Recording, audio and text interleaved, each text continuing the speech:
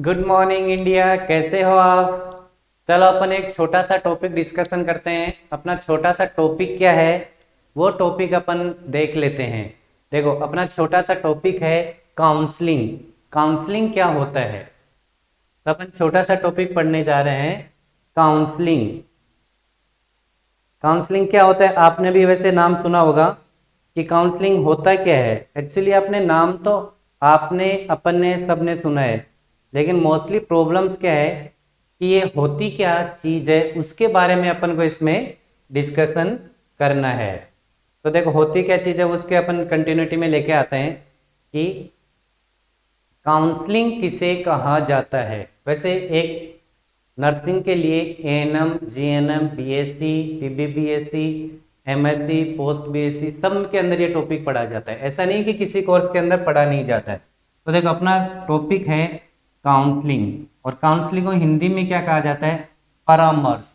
परामर्श मतलब face to face, face to face अपन जो कन्वर्सेशन किया जाता है, ठीक है। फेस का मतलब एक ये ह्यूमन बीइंग है और ये इसका दूसरा ह्यूमन बीइंग है, और ये जो ह्यूमन बीइंग है इसके बीच के अंदर जो कन्वर्सेशन किया जाता है, मतलब दोनों के अंदर जो एक आदान प्रदान किया जाता है, ये इसकी तरफ आदान प्रदान का इसकी तरफ किया जाता है, ये काउंसलर है। जो काउंसलिंग करता है उसको क्या कहा जाता है, काउंसलर कहा जाता है। इसको काउंसलर कह दिया।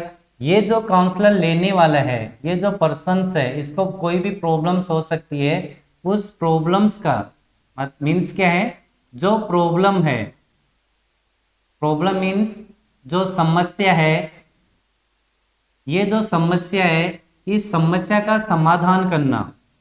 क्या करना, समाधान करना। मतलब जो प्रॉब्लम्स है या जो प्रॉब्लम्स क्रिएट हुई है उस प्रॉब्लम्स को जो सॉल्यूशन आउट करना या उस समस्या का समाधान करना। मीन्स ये जो समस्या है या जो प्रॉब्लम्स है इस प्रॉब्लम्स को क्या करना है, सॉल्यूशन करना है। और ये जो सॉल्यूशन किया जाता है इसी सॉल्यूशन को अपन क्या कहते हैं, सॉल्यूशन को अपन को क्या कहा जाता है, काउंसलिंग कहा जाता है। समझ में इतना सा टॉपिक। ये जनरल इसका बेसिक क्या है, इंट्रोडक्शन है। चलो अपन इसके छोटा सा यहाँ टॉपिक डिस्कशन करते हैं। अपना टॉपिक छोटा सा क्या है, देखो फर्स्टली अपन डिस्कशन करते हैं काउंसलिंग। काउंसलिंग ये मैंने आपको भी बताया, काउंसलिंग का मतलब क्या होता है, परामर्श। परामर्श अपन डिस्कशन कर रहे हैं। ये जो परामर्श होता है वो क्या होता है कि मैंने जो पहले आपको बताया, पहले अपन इसका पढ़ेंगे एक छोटा सा इंट्रोडक्शन। इंट्रोडक्शन का मतलब जनरल क्या है, इसका परिचय।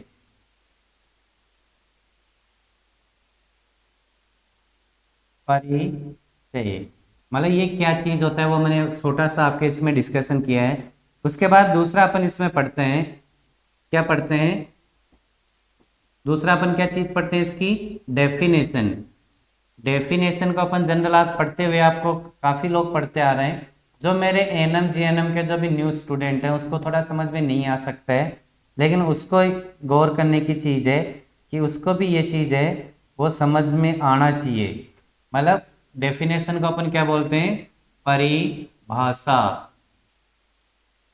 काउंसलिंग किसे कहा जाता है, इसके बारे में जो डेफिनेशन या जो फिक्स शब्दों के अंदर जो डिटेल लिखी जाती है उसको अपन क्या कहते हैं, काउंसलिंग, इसको परिभाषा कहा जाता है। नेक्स्ट इसकी कंटिन्यूटी में अपन लेके आते हैं, परिभाषा के बाद में आप आता है इसकी कितने प्रकार के होते हैं।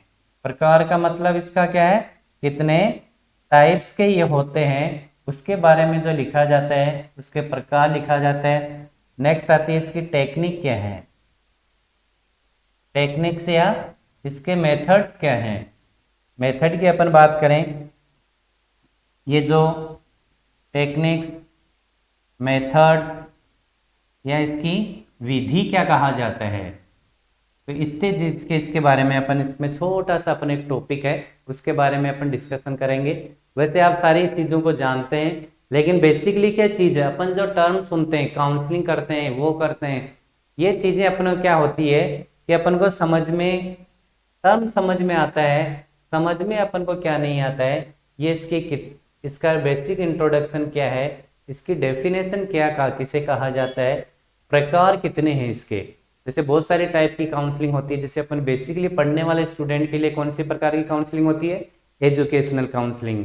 और स्पेशली जो अनमेरिड हैं उनकी काउंसलिंग, जो शादी के लिए प्रिपेयर हो जाते हैं 18 से 21 एज के जो भी पर्सन्स हैं, मेल या फीमेल हैं, उसको अपन क्या कहा जाता है, उसकी जो शादी से रिलेटेड है, मैरिज से रिलेटेड जो काउंसलिंग करते हैं उसको मैरिज काउंसलिंग कहा जाता है। इतना सा आपको समझ में आया। चलो अपन एक एक टॉपिक के बारे में डिस्कशन करते हैं। फर्स्ट सबसे पहले अपन डिस्कशन करेंगे इसका इंट्रोडक्शन क्या है, ये अपने छोटा सा इसमें डिस्कशन क्या है। उसके बाद में अपन देखते हैं इसकी परिभाषा क्या है। परिभाषा का मतलब है इसको कैसे फिक्स टॉपिक या फिक्स कंटेंट या फिक्स वर्डों में इसको डिफाइन किया गया है। जैसे इसको अपन कहते हैं परिभाषा। परिभाषा का मतलब, मैं इसका कलर चेंज कर लेता हूं। जैसे ये परिभाषा है, और हर एग्जाम में एक परिभाषा नहीं, आपको कम से कम 2 या 3 परिभाषा लिखनी होती है, तभी आपको क्या होता है, जो फुल मार्क्स हैं वो मिलते हैं। और अगर आप कम लिखेंगे तो आपको कम मिलेंगे। जैसे मैंने आपको सबसे पहले बताया था, जैसे यहाँ पे भी वही सेम चीजें लिखी हैं जो मैंने पहले परिभाषा बताई है, कि जो 2 पर्सन्स हैं, मतलब 2 व्यक्ति हैं, व्यक्ति में एक, जो अपन नर्सिंग सब्जेक्ट पढ़ रहे हैं तो अपन कौन से हो सकते हैं, एक नर्स हो सकती है जिसको नर्सिंग कहा जाता है। जो एक नर्स हो गई, और सामने वाला अपन जो काउंसलिंग करते हैं वो कौन होता है, अपना पेशेंट होता है। उसको बीमारी से रिलेटेड, न्यूट्रिशन से रिलेटेड, उसके जो भी प्रॉब्लम्स है उसका सॉल्यूशन निकालना ही क्या कहलाता है, काउंसलिंग कहा जाता है। तो अपन काउंसलिंग में अपन जो परिभाषा पढ़ते हैं, यहाँ पे अपन पढ़ते हैं परामर्श। परामर्श का मतलब क्या, काउंसलिंग है। काउंसलिंग कितने जनों के बीच में होती है, 2 व्यक्तियों के बीच में। जैसे मैंने आपको पहले भी बताया था, ये एक व्यक्ति है, सॉरी, जैसे ये एक व्यक्ति है,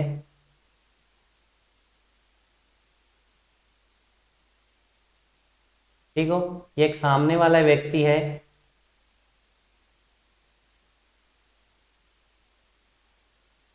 ठीक हो, इसके बीच में ये एक नर्स है। अपन यहाँ नर्सिंग कर रहे हैं तो अपन नर्स के बारे में डिस्कशन करेंगे। ये अपना एक पेशेंट है, इसके बीच में जो सॉल्यूशन निकालती है, कौन निकालती है, ये जो नर्स इसके जो प्रॉब्लम्स का सॉल्यूशन निकालती है। तो वो उसमें 2 व्यक्ति हो गए, एक नर्स हो गई और एक पेशेंट हो गया। तो इसमें काउंसलिंग या परामर्श 2 व्यक्तियों के बीच में ऐसा संबंध हो, संबंध को अपन क्या बोल सकते हैं, रिलेशन हो, ऐसा रिलेशन या संबंध हो जिसके अंदर जो परामर्शदाता है, मतलब जो नर्स है या जो परामर्शदाता है, वो क्या करते हैं, एक विशेषज्ञ होती है, मतलब वेल क्वालिफाइड पर्सन होती है जिसको नॉलेज होता है। और इसके अंदर जो भी क्या होता है, परामर्श लेने वाले वातावरण के अनुसार, मतलब जो उसकी प्रॉब्लम्स है उसके सॉल्यूशन को, मतलब उसका क्या किया जाता है, समायोजन किया जाता है। किसके अकॉर्डिंग, उसके इन्वायरमेंट के अकॉर्डिंग। और जो इन्वायरमेंट के अकॉर्डिंग जो उसका समायोजन किया जाता है, तो समायोजन को ही क्या कहा जाता है, परामर्श कहा जाता है। एक डेफिनेशन ये होगी, मतलब सीधा मतलब क्या है, परामर्श 2 व्यक्तियों में एक ऐसा संबंध है जिसमें परामर्शदाता विशेषज्ञ होता है, तथा परामर्श लेने वाले को वातावरण या इन्वायरमेंट के अकॉर्डिंग के अनुसार समायोजन करने में उसकी सहायता करती है। मतलब सीधा मतलब क्या है, कि उसकी प्रॉब्लम्स का क्या करती है, सॉल्यूशन करती है। मतलब ये समस्या है, ये एक समस्या क्रिएट हुई, उस समस्या का क्या किया, उसने समाधान किया। मतलब समस्या का समाधान करना ही क्या कहलाता है, काउंसलिंग कहा जाता है। ठीक हो, इतना सा समझ में आ गया आपको। अपन इसकी दूसरी डेफिनेशन पढ़ते हैं। देखो दूसरी डेफिनेशन में इसमें बुक में क्या कहा गया है, अपन जो बुक में वही चीजें पढ़ते हैं, अलग से नहीं पढ़ेंगे। बुक में कहा गया है कि परामर्श दो व्यक्तियों के बीच ऐसा संबंध है, मतलब कितने व्यक्तियों के बीच में है, वहां पे भी कितने, 2 व्यक्ति, ऐसा संबंध है, संबंध में रिलेशनशिप है, जिसमें परामर्शदाता परामर्श लेने वाले व्यक्ति के समस्या को पहचान कर समस्या उसके समाधान में उसकी सहायता करता है। मतलब उसको एडवाइस नहीं देता। काउंसलिंग का मतलब एडवाइस नहीं है। एडवाइस एक अलग टॉपिक है। मैं आपको ये पहले भी बता रहा हूँ, अभी भी बता रहा हूँ कि काउंसलिंग एक अलग टॉपिक है। इसके अंदर किसी को एडवाइस देना नहीं होता, चलो तेरे को फीवर हो रखी है तो एक टेबलेट ले लेना, वो ले लेना, ये कर लेना, ये परामर्श नहीं है, दैट इज ए एडवाइस। और एडवाइस नहीं पढ़ रहे अपन, क्या पढ़ रहे हैं? काउंसलिंग पढ़ रहे हैं। तो काउंसलिंग ऐसे दो व्यक्तियों के बीच संबंध जिसके अंदर जो परामर्शदाता या जो काउंसलर है वो काउंसलिंग की एक जो पेशेंट है उसकी जो समस्या होती है उसको पहचान कर, मतलब आइडेंटिफिकेशन ऑफ प्रॉब्लम्स, समस्या को पहचान कर उसका क्या किया जाता है? समाधान किया जाता है, मतलब उसका सॉल्यूशन किया जाता है। ये जो सॉल्यूशन किया जाता है इसी को ही अपन क्या कहते हैं? काउंसलिंग कहते हैं। नेक्स्ट थर्ड एक डेफिनेशन और लिखी है। थर्ड डेफिनेशन में ये लिखा है कि क्या लिखा है?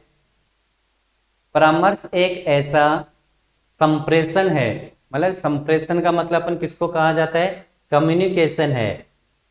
आप कुछ इंग्लिश मीडियम के स्टूडेंट भी हैं, उसको भी ये समझना जरूरी है। परामर्श एक ऐसा कम्युनिकेशन या संप्रेषण, संप्रेषण का मतलब होता है दो लोगों के बीच में अपने आइडियाज, फीलिंग्स, जो थॉट या विचार है उसका आदान प्रदान किया जाता है। जैसे मैं जो आपको पढ़ा रहा हूँ वो भी एक कम्युनिकेशन है। ये कौन सा टाइप ऑफ कम्युनिकेशन है? वन वे, मतलब एक तरफ कम्युनिकेशन है। मैं आपको पढ़ा रहा हूँ, आप पढ़ रहे हैं ओनली।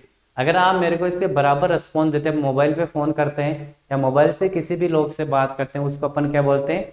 टू वे कम्युनिकेशन कहा जाता है। तो इसमें एक परामर्श एक ऐसा संपर्क कम्युनिकेशन है जिसके अंदर परामर्शदाता परामर्श लेने वाले व्यक्ति को अपने जीवन में समायोजन करने की उसकी सहायता करता है, मतलब उसकी हेल्प करता है। और हेल्प का अपन सीधा मतलब ये है कि जो अपन यहाँ देखो वो डेफिनेशन को विचार करते हैं वापिस। ये एक क्या है? काउंसलर है। काउंसलर का मतलब क्या होता है? ये काउंसलर है, ये जो प्रॉब्लम्स है, ये काउंसलर है, वो किसकी प्रॉब्लम को सॉल्यूशन करता है? ये एक पेशेंट है, ठीक हो। इस पेशेंट की क्या करता है? जो भी प्रॉब्लम्स है उसको क्या करता है? Identification of problems. मतलब सीधा मतलब क्या है कि उसकी जो भी प्रॉब्लम्स हैं, मतलब अपन यहाँ ये कह सकते हैं कि उसकी जो समस्या है, समस्या को ढूंढना, ढूंढना या ढूंढना क्या बोलते हैं? ढूंढना, समस्या को ढूंढना, उसकी प्रॉब्लम्स क्या है उसको आइडेंटिफाई करना है। नेक्स्ट सेकंड जो उसकी समस्या है या जो प्रॉब्लम्स है उस प्रॉब्लम्स को क्या करते हैं? उस प्रॉब्लम का क्या करना है? सॉल्यूशन करना है, मतलब उसकी प्रॉब्लम का सॉल्यूशन या हल निकालना है, जिसको अपन हल या समाधान करना है, समस्या का या प्रॉब्लम का समाधान करना। और ये समाधान करना ही क्या कहलाता है? एक काउंसलिंग कहा जाता है। ये एक परिभाषा है, ये मोस्टली जो परिभाषा है उसका मतलब यही है। नेक्स्ट अपन इसमें कंटिन्यू में पढ़ते हैं, और कंटिन्यूटी में क्या पढ़ते हैं? जैसे अपन ने इसके बारे में परिभाषा पढ़ी, 3 परिभाषा। नेक्स्ट अपन इसके पढ़ते हैं कि जो काउंसलिंग है उसके क्या सिद्धांत हैं, मतलब सिद्धांत का मतलब प्रिंसिपल्स ऑफ ए काउंसलर। जैसे ये अपने पढ़ा है, ये अपने क्या है? काउंसलिंग के क्या सिद्धांत हैं। सिद्धांत का मतलब क्या है? प्रिंसिपल है, principle, principles of a counselling, मतलब ये यहाँ पे आपने लिखा है प्रिंसिपल ऑफ काउंसलिंग, मतलब उसके क्या सिद्धांत हैं। सिद्धांत में हर चीज के अलग अलग सिद्धांत होते हैं। जैसे वेरियस टाइप के जो मतलब बहुत प्रकार के जो साइकोलॉजिस्ट होते हैं डिफरेंट डिफरेंट इसकी परिभाषा दी। और अगर आप भी साइकोलॉजिस्ट या साइंटिस्ट होते तो आप भी different different according to name के अकॉर्डिंग आप भी क्या देते? प्रिंसिपल देते। तो अपन एक जो नर्सिंग फील्ड से हैं तो इसमें अपन को भी पता होना चाहिए जो काउंसलिंग करते टाइम अपन कौन से प्रिंसिपल सिद्धांतों को अपने माइंड में ध्यान में रखना चाहिए। जैसे अपने 1 नंबर का अपने लिखा हुआ है, कौन सा लिखा है? व्यक्ति के सम्मान का सिद्धांत। मतलब जो व्यक्ति है जिसकी अपन काउंसलिंग कर रहे हैं उसको अपन को क्या करना है, काउंसलिंग को क्या करना है, उसके सिद्धांत को, कि अपने उसके जो सम्मान है उस व्यक्ति के सम्मान को ध्यान में रखना है। नेक्स्ट इसका सेकंड आता है, अपने दो नंबर का है, उसको अपन क्या करें, स्वीकार्यता का सिद्धांत। पेशेंट कैसा भी हो उसको क्या करना चाहिए, स्वीकार करना चाहिए, मतलब एक्सेप्ट ऑफ पेशेंट। पेशेंट कैसा भी हो या पर्सन कैसा भी हो, उसके अंदर कोई भी गुण या दोष हो, लेकिन उसको अपन को एज ए पेशेंट उसको क्या करना है, एक्सेप्ट करना है। नेक्स्ट अपने इसके इसमें रस ऊपर वाले में अपन उसको क्या करना है, रेस्पेक्ट देना है, या उसका क्या करना है, रेस्पेक्ट करना है। नेक्स्ट अपन थर्ड नंबर का अपन पढ़ रहे हैं, कौन सा सिद्धांत है, व्यक्तिगत विचार विमर्श का सिद्धांत। व्यक्तिगत विचार विमर्श का सिद्धांत का मतलब, जो अपन पेशेंट की जो एक काउंसलिंग कर रहे हैं, अपन हॉस्पिटल में काम करने वाले होते हैं या फील्ड में कर रहे हैं तो कम्युनिटी नर्सिंग का काम कर रहे हैं, तो अपन ओनली जिस किसी की भी काउंसलिंग कर रहे हैं तो हमें उसको क्या देना चाहिए, उसके जो विचार हैं, विचार विमर्श, विचार का मतलब उसके जो थॉट हैं, THOUGHT, थॉट या जो उसके विचार हैं उसको क्या देना चाहिए,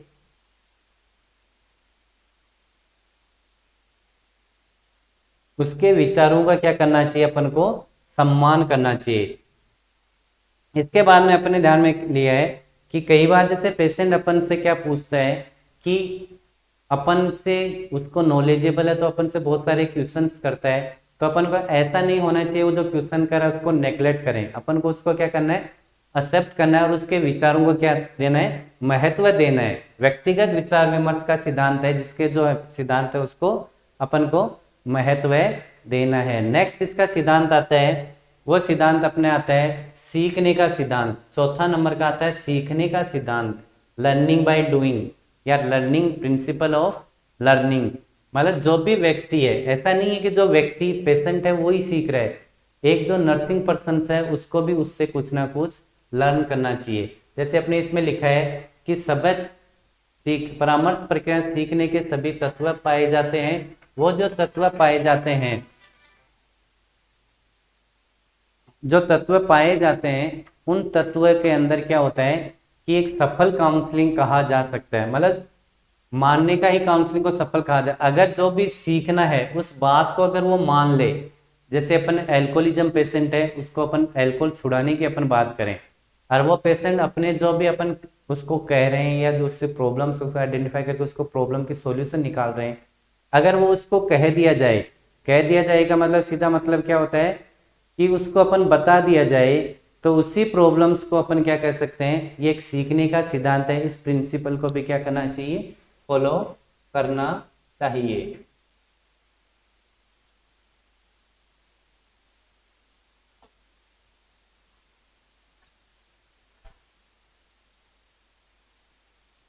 नेक्स्ट अपन इसकी चीज में कंटिन्यूटी में अपन आते हैं कि वो जो अपने कंटिन्यूटी क्या चीज है कि पांचवें नंबर का अपना जो प्रिंसिपल है वह लोकतंत्र मूल्यों के सम्मान का सिद्धांत।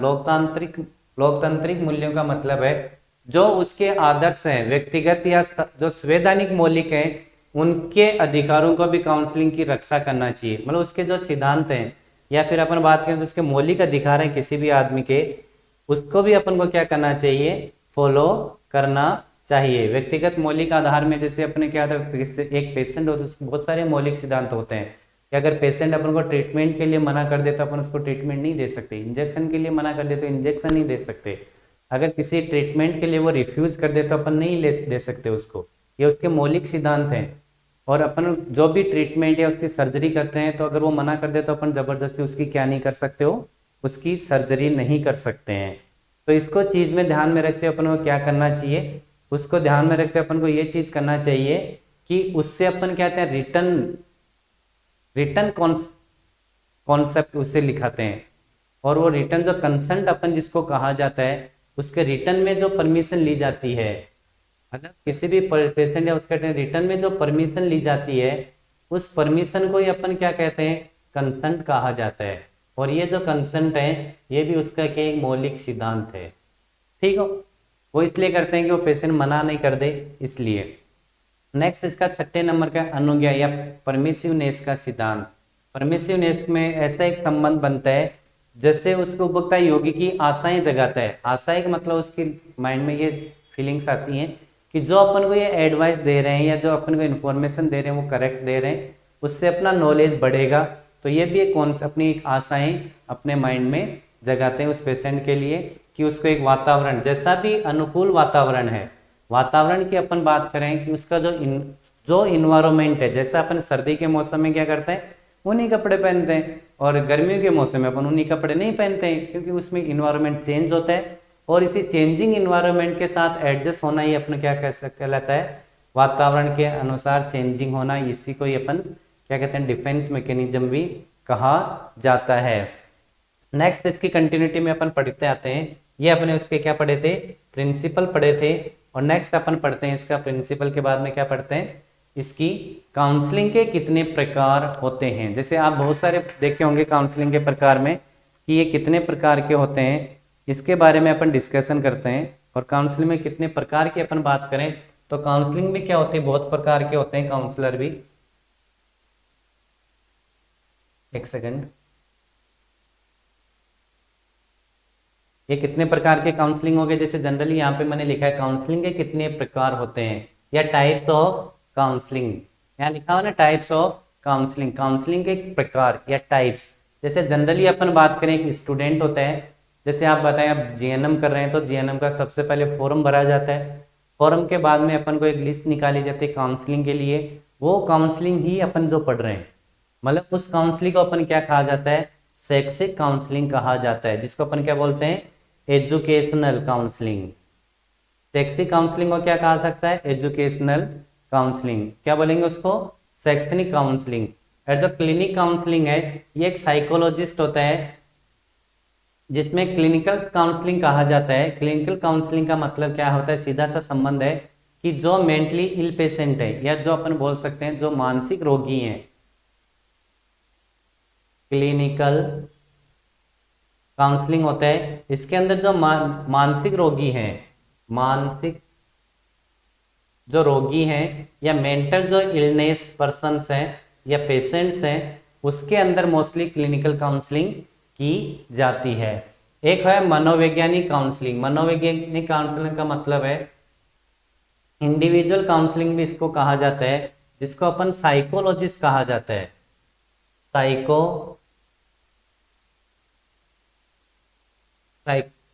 Psychological counsellor.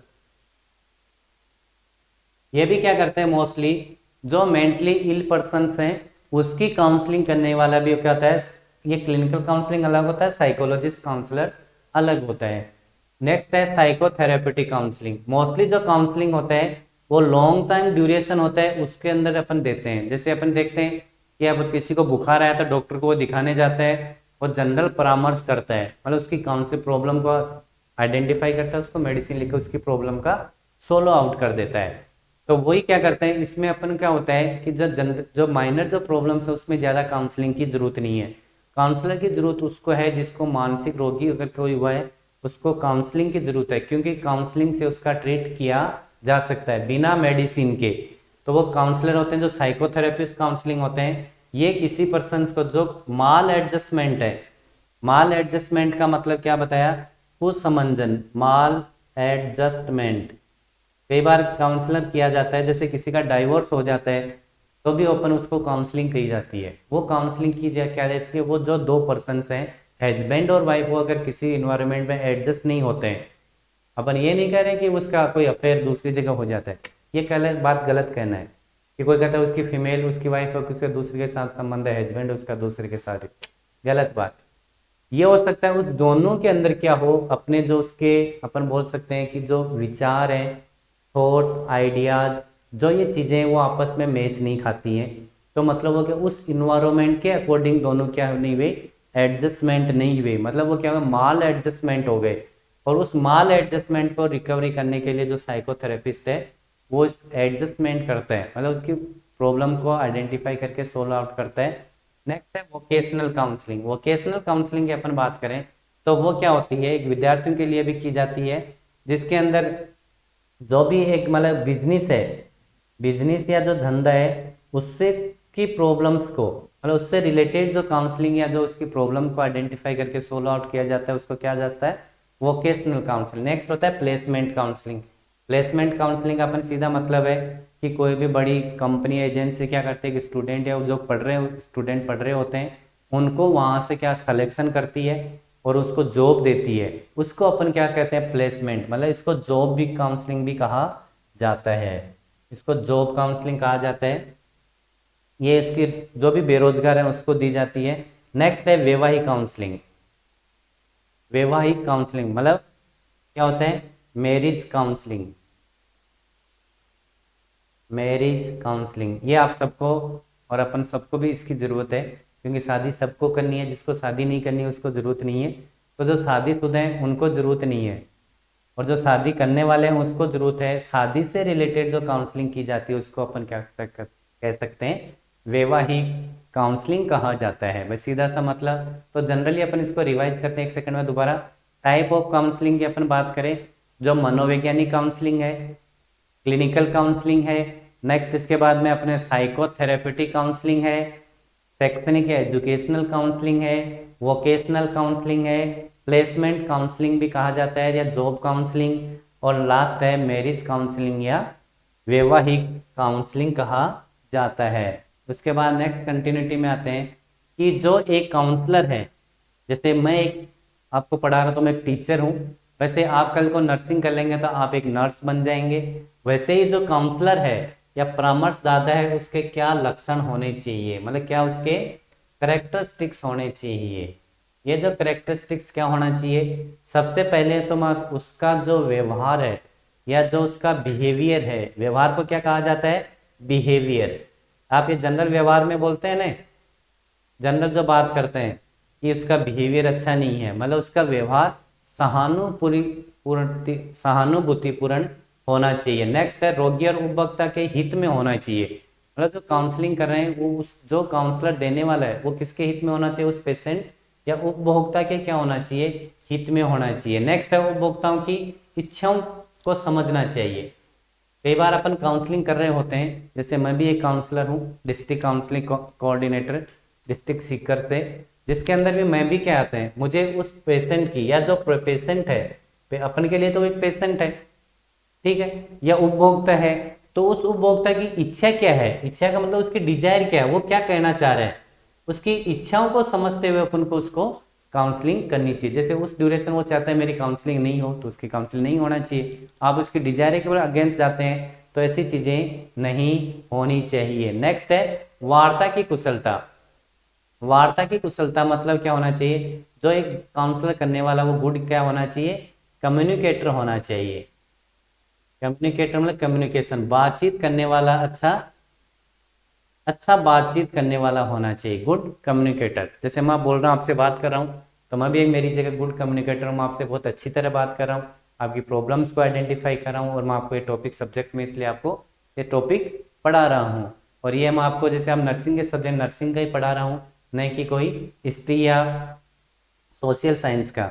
नेक्स्ट इसके जो अपन जो कम्युनिकेट उसकी नेक्स्ट उसके लक्षण क्या होना चाहिए पर्सन्स के, वो क्या होना चाहिए, क्लियरिटी, क्लियर एंड फेथ या ट्रूथ, मतलब क्या होना चाहिए, सत्य होनी चाहिए और स्पष्ट होना चाहिए, नीट एंड क्लीन, एकदम से नीट एंड क्लीन, जो भी बोला है वो सामने बोलना है, एकदम नीट एंड साफ एंड क्लीन में। नेक्स्ट है उसकी मित्रतापूर्ण व्यवहार, मतलब फ्रेंडली बिहेवियर, उसका कैसा होना चाहिए, फ्रेंडली बिहेवियर होना चाहिए। ऐसा नहीं कि वो अग्रेसिव बिहेवियर हो काउंसलर, अगर एग्रेसिव काउंसलर होगा तो वो काउंसलर उपभोक्ता एक ही बार आएगा, बाद में उसके पास नहीं आएगा। नेक्स्ट है उसके पक्षपात से दूर होना चाहिए, मतलब कोई भी पक्षपात नहीं होना चाहिए। अगर आप दो लोगों की प्रॉब्लम्स को आइडेंटिफाई करके उसका सॉल्यूशन कर रहे हो, तो ये जो दोनों हैं, तो इसमें कोई भी पक्षपात का सिस्टम नहीं होना चाहिए, मतलब इक्वलिटी होना चाहिए। जो भी अपने आपके पास होस्ट हैं वो इक्वलिटी उसका होना चाहिए। नेक्स्ट है सहनशीलता होना चाहिए, एक्सेप्टेंस या एडजस्टेबल या धैर्यवान होना चाहिए, अच्छा श्रवणकर्ता भी होना चाहिए। अपने यहाँ कहा था कि वो गुड कम्युनिकेटर हो, बातचीत करने में अच्छा हो, मतलब स्पीकिंग भी उसका अच्छा हो, क्लैरिटी हो, प्लस क्या होना चाहिए, गुड उसकी क्या हो, श्रवणकर्ता मतलब उसकी क्या हो कि उसकी जो प्रॉब्लम्स हैं जो पेशेंट की उसको अच्छा सुनने वाला भी हो, मतलब कुछ समस्या को सुनने वाला भी हो। और उसके बाद में अपन बात करें जो उसके वर्क है या जो उसका जॉब है या जो वर्क है उसमें क्यों उसको क्या होना चाहिए, उसमें संपूर्णता होनी चाहिए। संपूर्णता के अपन उस सब्जेक्ट से रिलेटेड कंप्लीट उसको नॉलेज होना चाहिए। नेक्स्ट अपन इसकी बात करें कि जो रोगी है उसको क्या होना चाहिए, वो बहुत सहायता करने की क्या होना चाहिए, इच्छा होना चाहिए। इच्छा का मतलब डिजायर उसकी क्या करने किसकी होनी चाहिए, हेल्प की। आप बोलते हैं जिसको हेल्प करने की उसकी क्या होनी चाहिए, इच्छा होनी चाहिए। नेक्स्ट है कि जो उपभोक्ता या जो पेशेंट है उसको क्या देने वाला होना चाहिए, उसको मोटिवेशनल प्रेरणा देने वाला, रेस्पेक्ट सम्मान करने वाला भी होना चाहिए। और लास्ट स्टेप इसके आता है, आपने भी पढ़ा है कि रिजल्ट, सारा चीज पढ़ने के बाद में कहा आता है रिजल्ट। तो रिजल्ट उसका कैसा होना चाहिए, जो उपभोक्ता उसकी समस्याओं का क्या होना चाहिए, समाधान करता होना चाहिए। मैं आपको टॉपिक पढ़ा रहा हूँ, आपकी प्रॉब्लम्स है, आपको काउंसलिंग आपके सब्जेक्ट में, इसलिए मैं आपके क्या कर रहा हूँ, काउंसलिंग टॉपिक पढ़ा रहा हूँ। और मैं जो ये पढ़ा रहा हूँ आपकी जो प्रॉब्लम्स है उसकी समस्या का समाधान कर रहा हूँ, मतलब आपको मैं एक्सप्लेनेशन दे रहा हूँ। और एक्सप्लेनेशन दे रहा हूँ तो मैं आप इसको क्या कर रहे हैं, आप इसको एक्सेप्ट करेंगे, रेगुलर टीचिंग करेंगे, रेगुलर इसको एक्सेप्ट करेंगे, तो आप में क्या नॉलेज का इंप्रूवमेंट होगा और आपको ये रिमेंबर होगा, तो आपकी प्रॉब्लम सोल्व आउट हो जाए। जैसे बेसिकली अपन दोबारा पढ़ते हैं कि जैसे मोटी मोटी अपन बात करें कि गुड कम्युनिकेटर होना चाहिए, अच्छा उपभोक्ता इच्छाओं का सम्मान करना चाहिए, उसके हितों और क्षमताओं का ध्यान रखना चाहिए, स्पष्टवादी और सत्यतावादी होना चाहिए, वार्ता में कुशलता होनी चाहिए, पक्षपात से दूर होना चाहिए, कार्य करने की पूर्ण जानकारी होना चाहिए, समस्या का समाधान करने वाला, रेस्पेक्ट देने वाला चाहिए, एक्टिव लिसनर होना चाहिए, अच्छा श्रवणकर्ता एक्टिव लिसनर होना चाहिए, और उसके बाद में धैर्यवान होना चाहिए। ये 30 अपने क्या पढ़े थे इसकी, अपन एक जो परामर्शदाता या जो काउंसलर है उसके क्या पढ़े थे, उसके अपने पढ़े थे उसके कैरेक्टरिस्टिक्स क्या होते हैं। नेक्स्ट अपन इसकी नेक्स्ट टॉपिक अपन डिस्कशन करते हैं कि अपन मैंने पहले डिस्कशन किया था कि जो अपन कम्युनिकेट कर रहे हैं या जो अपन इसके काउंसलिंग कर रहे हैं तो वो उस काउंसलिंग में क्या होना चाहिए अपन को कि वो कितनी कौन कौन सी टेक्निक्स हैं उसको फॉलो करते हुए होना चाहिए। जैसे अपने परिभाषा सबसे पहले इंट्रोडक्शन पढ़ा, सेकंड नंबर पे अपने डेफिनेशन पढ़ा, थर्ड नंबर पे उसके कौन कौन से प्रिंसिपल्स हैं वो पढ़े, फोर्थ नंबर पे अपने क्या पढ़ा था, इसके कितने प्रकार होते हैं, और इसके लास्ट में अपन पढ़ते हैं कि जो काउंसलर कर रहे हैं उसकी क्या तकनीकी होना चाहिए या उसकी क्या टेक्निक्स होने चाहिए या क्या उसके मेथड्स होने चाहिए। मेथड, टेक्निक्स और तकनीकी, ये तीनों चीज एक ही बात है, क्या होना चाहिए। वो टेक्निक के बारे में एक छोटा सा अपन टॉपिक डिस्कशन कर लेते हैं। वैसे टेक्निक मतलब अपन काउंसलर कर रहे हैं, काउंसलिंग कर रहे हैं, कौन कौन सी ऐसी चीज़ें या मेथड्स अपन यूज में लेंगे जिससे प्रॉब्लम को आइडेंटिफाई करेंगे, आइडेंटिफाई करने के साथ साथ उसकी प्रॉब्लम को सॉल्यूशन भी करेंगे। जैसे फर्स्ट इसकी टेक्निक अपने यहाँ लिखा हुआ है कि समस्या को स्वीकारना, एक्सेप्टेंस ऑफ प्रॉब्लम्स। ठीक है, जो भी उसकी प्रॉब्लम्स है उसकी प्रॉब्लम्स को सबसे पहले एक्सेप्ट करना, मतलब समस्या को स्वीकारना, एक्सेप्ट ऑफ प्रॉब्लम्स। समझ पाएंगे इतना सर, उसकी जो भी प्रॉब्लम्स है उसको अपन को एक्सेप्ट करना चाहिए। पेशेंट है वो भी एक्सेप्ट करेगा, लेकिन अपने प्रिंसिपल में पढ़ा है accept the patients and problems. Second अपने इसमें क्या टॉपिक पढ़ा था, रीस्टेटमेंट। कि रीस्टेटमेंट का अपन पढ़ा था या पुनर्कथन की अपन बात करी थी, जिसको अपन क्या कहते हैं, रीस्टेटमेंट है। जो उस पेशेंट की जो प्रॉब्लम्स हैं, प्रॉब्लम्स का अपने सीधा मतलब अपने पढ़ा था कि जो अपन को जो प्रॉब्लम्स बता रहे हैं या जो अपन उससे सुन रहे हैं उसको समझकर उसके सामने जो शब्दों को रखना होता है कि, और जो अपन उसकी उस सुनकर या उससे बातचीत करके जो उसकी प्रॉब्लम का स्टेटमेंट बना, प्रॉब्लम को आइडेंटिफाई कर रहे हैं या जो स्टेटमेंट बना रहे हैं, तो उस समस्या को क्या होना चाहिए, समझा गया है, मतलब क्लियर स्टेटमेंट होना चाहिए। उसको स्टेटमेंट का मतलब उसकी प्रॉब्लम क्लियरली आइडेंटिफाई होनी चाहिए, और उसी समस्या का मतलब उस समस्या को आइडेंटिफाई करने वाला होना चाहिए। मतलब अपने शब्दों को भी क्या होता है, सुनिश्चितता होनी चाहिए। नेक्स्ट है क्लेरिफिकेशन, स्पष्टीकरण, या उसके स्पष्टीकरण को अपन क्या बोलते हैं, क्लेरिफिकेशन। मतलब परामर्शदाता क्या होना चाहिए, जो भी काउंसलिंग में अपन जो पेशेंट से जो अपन क्वेश्चंस पूछ रहे हैं, मतलब क्वेश्चन जो पुटअप कर रहे हैं, उस क्वेश्चन से क्या होना चाहिए, उसकी समस्या को क्लियरली या स्पेशली क्या करना चाहिए, कोशिश करना चाहिए, और उसके पहलुओं को ध्यान में रखते हुए, और उस जो परामर्शदाता है उसकी जो परामर्शदाता है वो उस पेशेंट की या जो अपना पर्सन सामने वाला है उसकी प्रॉब्लम को आइडेंटिफाई करना, मतलब समस्या का समाधान करने वाला होना चाहिए। जैसे यहाँ लिखा है, परामर्शदाता विभिन्न प्रश्नों के माध्यम से व्यक्ति की समस्या को स्पष्ट करने की कोशिश करता है। यदि व्यक्ति समस्या के किसी पहलू को छिपा रहा है या परामर्शदाता को समस्या को कोई पहलू स्पष्ट रूप से समझ नहीं आ रहा है, तो इससे परामर्शदाता समस्या को पूरी तरह से स्पष्ट करता है। मतलब क्लेरिफिकेशन का सीधा मतलब है, अपन उस पेशेंट की जो प्रॉब्लम आइडेंटिफाई कर रहे हैं, वो अगर कोई चीज़ छुपा रहा है तो अपन उसको क्या बोलते हैं, रीस्टेटिंग या फिर क्लेरिफिकेशन। उससे अपन मतलब क्या, नेक्स्ट एक टेक्निक अपनी और भी हो सकती है, रिपीटिंग भी हो सकती है। अगर अपन जो क्वेश्चन उसने बताया उसका रिपीटिंग अपन करते हैं कि ये क्यों और कैसे हुआ। अगर वो कोई अपन से बात, मैंने उसको पूछा आपके फादर्स का नाम है, ये वाला, आपके फादर्स क्या करते हैं, कि वो जॉब करते हैं, बाद में पता है उसके फादर जॉब करते ही नहीं है, वो तो एक फार्मर है। तो ऐसी चीजें अपन को क्रॉस मैचिंग करना होता है। ये क्रॉस मैचिंग करने की वजह से क्या होता है, अपन को क्लियरली आइडेंटिफाई होता है कि उस पेशेंट के डाटा में कोई क्या हो, कोई गलत चीज वो छुपा। तो नेक्स्ट है व्याख्या करना। व्याख्या मतलब क्या होता है कि उस चीज को एक्सप्लेनेशन करना। अगर अपन उसकी प्रॉब्लम्स को आइडेंटिफाई किया तो आइडेंटिफाई करने अपने आत्मविश्वास बढ़ाता है और परामर्शदाता समस्या समाधान में सक्षम होता है, मतलब व्याख्या करता है। एक्सप्लेनेशन होना चाहिए, तभी तो अपन क्या पेशेंट से जो क्वेश्चन पूछते हैं वो ओपन एंडेड और क्लोज एंडेड भी होने चाहिए। ओपन एंडेड का मतलब है वो पेशेंट या जो पर्सन है वो डिटेल से उस चीज को बताए। क्लोज एंडेड का मतलब होता है यस या नो में। तो काउंसलिंग में हमेशा जो क्वेश्चन कैसे होना चाहिए, ओपन एंडेड होना चाहिए, जिसका एंड ओपन हो। एंड का मतलब वो लंबे टाइम का हो। क्लोज एंडेड का मतलब शॉर्ट में यस या नो में या वन वर्ड में देने वाले सब कम होने चाहिए ऐसे क्वेश्चंस। नेक्स्ट है, मैंने आपको पहले बताया, पुनः आश्वासन करना या रीएश्योरेंस करना। रीएश्योरेंस ये भी एक प्रिंसिपल है जिसके व्यक्ति उसको आश्वासित करता है।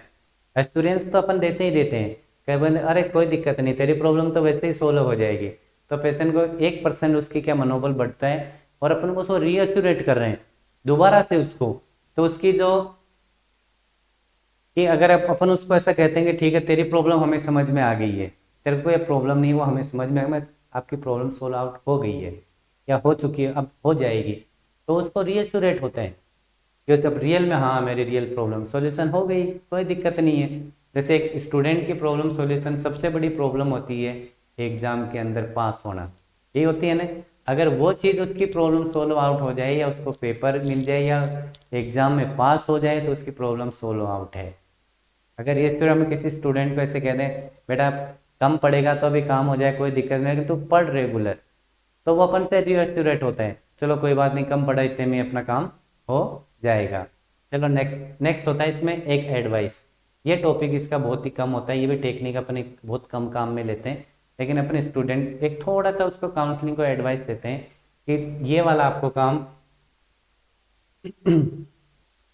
ये वाला एडवाइस का मतलब उसको सलाह देते हैं। सलाह देने का मतलब सीधा यहाँ नहीं है कि उसको अपन बता दिया और अपन कुछ नहीं करते हैं, उसके समस्या के समाधान के लिए अपन उसको क्या देते हैं, एडवाइस देते हैं कि अगर आप ऐसा काम करते हैं। जैसे एक एल्कोहलिज्म पेशेंट है, एल्कोहलिज्म का मतलब सीधा आपको समझ में आता है जो ड्रिंक करता है, वो पेशेंट है, अगर उसकी अपन काउंसलिंग कर रहे होते हैं तो उसको अपन रिएस्टोरेट भी करते हैं और एडवाइस भी देते हैं। एडवाइस देते हैं अगर आप एल्कोहलिज्म यूज करते हैं तो आपको बहुत सारे नुकसान हैं, और अगर आप छोड़ते हैं तो आपको बहुत सारे बेनिफिट हैं। तो अपने बेनिफिट और उसके जो भी चीज़ें, बेनिफिट भी है और आपको नुकसान भी, दोनों चीज़ें अपन उसको बताते हैं।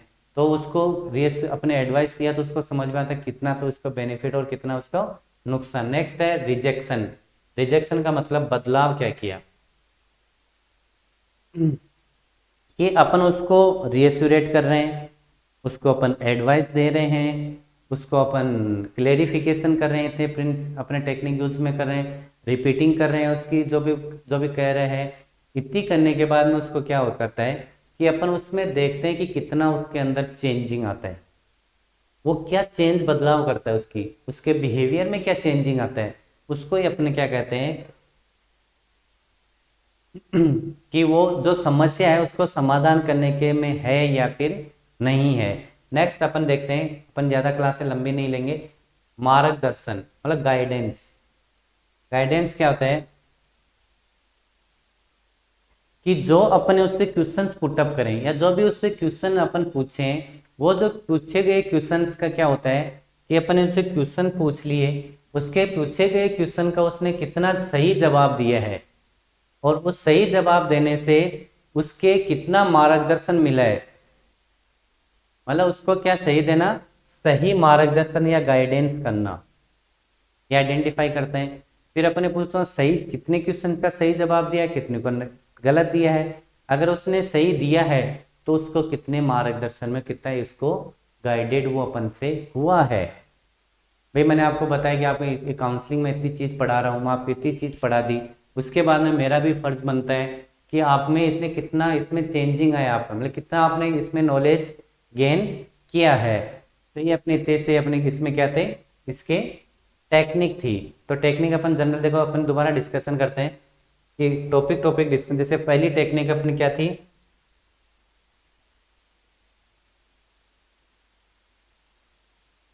कि कौन कौन सी टेक्निक है। सबसे पहले अपने टेक्निक की अपन बात करें, सबसे पहले टेक्निक थी समस्या को स्वीकारना, जो भी उसकी समस्या उसको स्वीकार करना है। नेक्स्ट सेकंड है उसकी समस्या को पुनर्कथन करना या रीस्टेटमेंट बनाना, जो उसकी सुनी गया जो भी क्वेश्चन पूछते गए हैं उससे अपन रीस्टेटमेंट करना है कि कितना उसको प्रॉब्लम्स क्या है। नेक्स्ट उसके है स्पष्टीकरण या क्लेरिफिकेशन, उसकी जो समस्या है उसको क्लियरली स्पष्टीकरण देना है या समस्या का समाधान करना है। नेक्स्ट है व्याख्या करना या उसको इंटरप्रिटेशन करना, मतलब जो भी अपने उसको आइडेंटिफाई प्रॉब्लम्स के उसको लागू करना और व्याख्या करके उसकी जो समस्या है उसको समाधान करना। नेक्स्ट है उसको रीएस्योरेट करना या पुनः आश्वासन देना। नेक्स्ट उसकी टेक्निक एडवाइस करना। नेक्स्ट उसकी टेक्निक है रिजेक्शन या उसमें कितना बदलाव हुआ है। और लास्ट में उसको क्या मार्गदर्शन, जो भी अपन क्वेश्चंस पूछे गए उससे क्या उससे मार्गदर्शन या क्या उसको गाइडेड मिली है। ये अपने इतिहास से क्या आती है, ये अपना एक छोटा सा टॉपिक आता है काउंसलिंग, और काउंसलिंग के अंदर कितना चेंजिंग हुआ है, आपके अंदर भी कितना इसका काउंसलिंग का इफेक्ट पड़ा है। तो अपने काउंसलिंग में पढ़े थे क्या इसके प्रकार हैं, क्या इसके इंट्रोडक्शन। सबसे पहले अपन बात करें, जैसे अपन इसकी बात करें, अपने इसमें चीज़ पढ़ी थी, क्या पढ़ी थी काउंसलिंग में, काउंसलिंग में अपने चीज़ क्या क्या चीज़ पढ़ी है। वैसे आपको ज़्यादा मैंने डिटेल में बताया, क्लास बहुत लंबी हो गई है। जैसे पहले अपने क्लास में पढ़ा है परिचय, या जिसको अपन क्या बोला था इंट्रोडक्शन की अपन बात करें, अपने इंट्रोडक्शन पढ़ा। नेक्स्ट अपने पढ़ा था इसकी परिभाषा डेफिनेशन, डेफिनेशन भी अपने 2-3 डेफिनेशन पढ़ी, जिसको अपन क्या बोलते हैं परिभाषा पढ़ा था। थर्ड अपने पढ़े थे इसके प्रिंसिपल्स, कि कौन कौन से इसके क्या है सिद्धांत हैं।